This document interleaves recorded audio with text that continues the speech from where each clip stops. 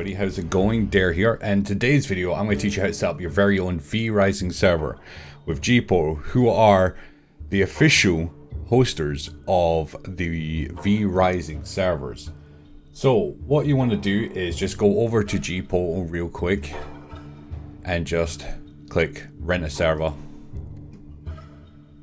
You can scroll down until you find it, or you can just type in here 𝐕_Rising. And then you'll see there. Click order now, choose how many slots you want and where you're located. And then done. But since we already have a server, I will quickly load up mine.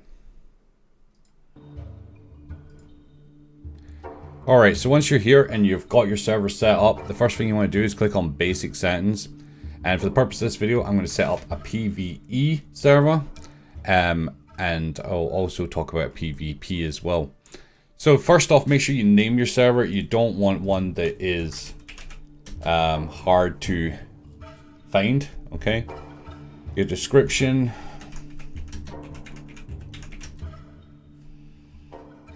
The password, whatever you want. I'm going to leave it blank for now. Min free slots for new users 1, max players 10, depending on how many slots you rented. List on the master server, make sure that this is on, your server will not be shown. Secure, make sure you've got this on to stop cheaters and things like that. Save game, so I'm just going to call it Dare 1. That way I know when I back it up. Game setting presets, now you can choose what you want. Okay, so I'm just going to put standard PvE for the server. Now, if you are doing PvP or you want to increase the difficulty of your server once your people get more evolved as a vampire, this is where you would do it. So if you want duos, hardcore PvP, you know, and so on and so forth. But for me, standard PvE for this one. The save intervals are fine, leave as is. Your admin list, if you need one of them, I would say bring up Google. And then type in my Steam ID, go there, and then type in your name there from your Steam. If you don't know what your Steam is, just go to your Steam,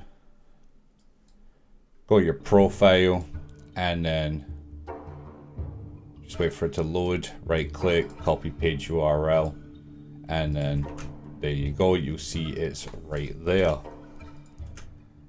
Okay, moving back. Ban list, if you want to ban someone off your server, make sure you have that 64 ID, so make sure you just type their name into that site and you can get it.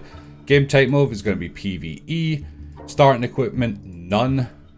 Starting resources, none, unless you are changing the difficulty of the server. And if you are changing the difficulty of the server, you come in here and make sure you change it to the level you've set it to.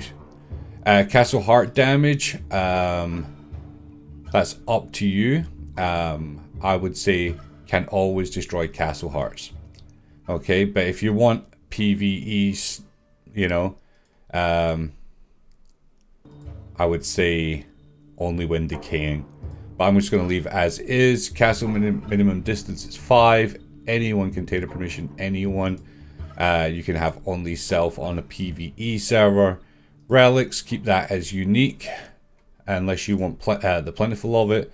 If you put plentiful, there is going to be a lot of uniques running around, or relics.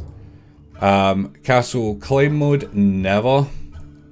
Can loot enemy containers. No, we don't want that on at all. Bloodbound equipment, yes. Teleport bound items, yes, keep that on. Craft rater, these multipliers you can also change up to a max of 10. I would leave as is unless you want to like power through the content. Same as all of these, you don't really need to move any of these things unless you want to. Distance in floors and is up to you. I think that's a max 10 as well. Leave as is at 2. Clan size at 4. But you can have up to 10 people in your clan. So for example, this is a 10-player server. I'm going to put it as 5. I can adjust that later depending on how many players I have. Blood drain is 1. Everything else I'm going to leave as 1 as standard. I want to feel the game as it is. Day and durations, if you want this is 1080 seconds. Yeah, something like that. But I'm just going to leave as is. I'm not going to bother with that. Start time in minutes, day ends, and so on and so forth. These are just basic settings. You can mess around with them as you wish. Okay, so to unlock an achievement, collect the remains. Okay, so you can add unlocked achievements. So let's say, for example, I want to wielding the sword, blood for the hunt, the soul stones, all that kind of stuff. It's up to you if you want to do them. I'm going to leave them as is and just go for the start. Unlock research tier 1. It's up to you if you want to advance that. So for me, I don't want any of these at start.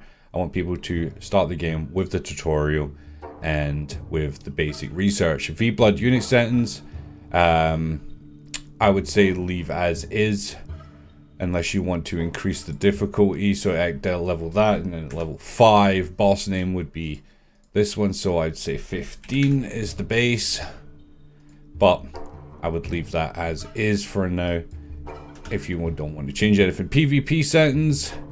Now, if you're into PvP and you want all this stuff, feel free to mess around with it. I'm not going to bother with it. Just going to leave that as is, and I'm going to click save.